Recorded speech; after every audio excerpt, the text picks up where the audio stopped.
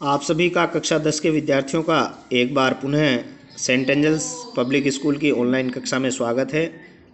हमने पिछली वीडियो में पढ़ा भक्ति रस, अंतिम रस, जो रसों में अंतिम है 11वां रस भक्ति रस, उसके उदाहरण, उसका स्थायी भाव, उसके विषय, उद्दीपन, उसकी परिभाषा आदि चीज़ों को हमने पढ़ा।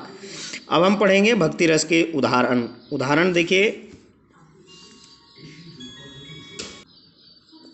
देखिए उदाहरण नंबर 1 है, अंखड़िया झाई पड़ी पंथ निहारी निहारी, जीवड़िया छाला पड़ा राम पुकारी पुकारी। अंखड़ियाँ झाई पड़ी पंथ निहारी निहारी, पंथ को देखते देखते आंखों में झाई पड़ गई है। जीवड़ियाँ छाला पड़ा, जीभ में छाला पड़ गया है, राम पुकारी पुकारी, यानी भक्ति में इतने लीन हो गए हैं। जो भक्त है वो इतने लीन हो गए हैं, कबीरदास जी का ये दोहा है। तो कबीरदास जी भक्ति में इतने लीन हो गए हैं कि उनकी आंखों के नीचे झाई पड़ गई हैं, और जो जीभ है उसमें राम पुकारते पुकारते रटते रटते उसमें छाला पड़ गया है।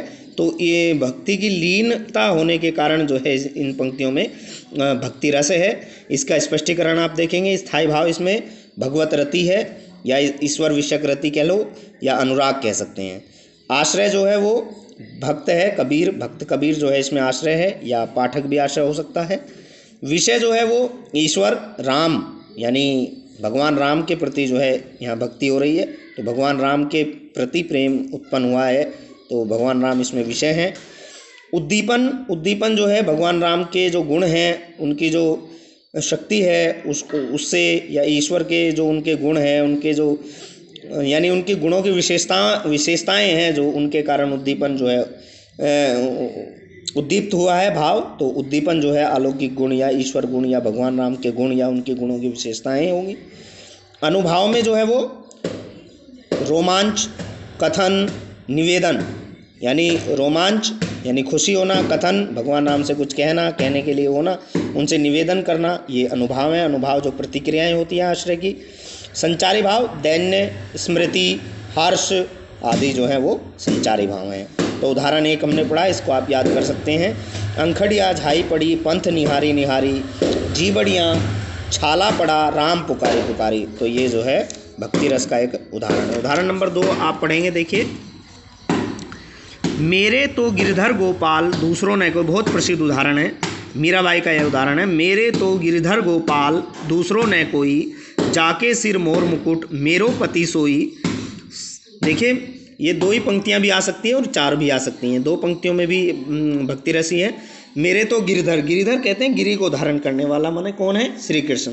तो मेरे तो गिरधर गोपाल दूसरों ने कोई, मेरे तो जो हैं वो जो कुछ हैं वो भगवान श्री कृष्ण ही हैं, दूसरा और कोई मेरा अपना नहीं है। जाके सिर मोर मुकुट, यानी जिनके सिर में मोर का मुकुट है, जिनके सिर में मोर का मुकुट है, वही मेरे स्वामी हैं, वही मेरे पति हैं। यानी पति का मतलब यहाँ केवल हस्बैंड से नहीं है, पति का मतलब होता है स्वामी, रक्षक, रक्षा करने वाला।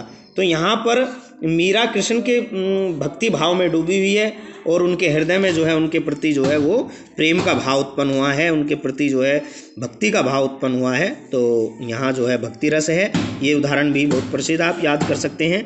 मेरे तो गिरिधर गोपाल दूसरों ने कोई, जाके सिर मोर मुकुट मेरो पति सोई, साधुन संग बैठी बैठी लोक लाज खोई, अब तो बात फैल गई जाने सब कोई। यानी साधुओं के संग बैठ करके जो है मैंने अपनी लाज खो दी है, उसको याद करते करते जो है अब मेरी जो शर्म है, जो मर्यादा है, वह भी चली गई है। अब तो बात सब जगह फैल गई है, सबको पता चल गया है कि मैं किसकी भक्त हूँ। तो यहाँ जो है उसकी भक्ति का वर्णन किया गया है, उनके भक्ति में लीन होने का वर्णन है मीरा के। उदाहरण नंबर 3 देखिए, उलट नाम जपत जग जाना, उलट नाम जपत जग जाना, वाल्मीकि भय ब्रह्म समाना, वाल्मीकि भय ब्रह्म समाना। उलट नाम जपत, आप जानते हैं, देखिए महर्षि वाल्मीकि ने रामायण लिखी है। महर्षि वाल्मीकि ने जो है वो संस्कृत की रामायण लिखी है। तो महर्षि वाल्मीकि पहले जो है एक डाकू के नाम से प्रसिद्ध हैं, ऐसा प्रचलन है, मतलब